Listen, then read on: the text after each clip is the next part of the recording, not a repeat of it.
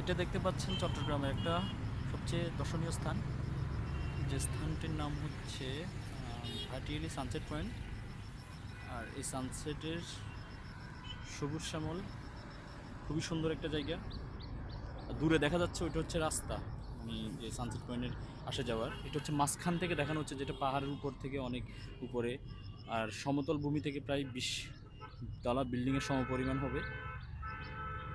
আর একটু সামনে দিয়ে গেলে যে একটা চিকন মেট্রো পথ, আমি আর আমার বন্ধু আসছি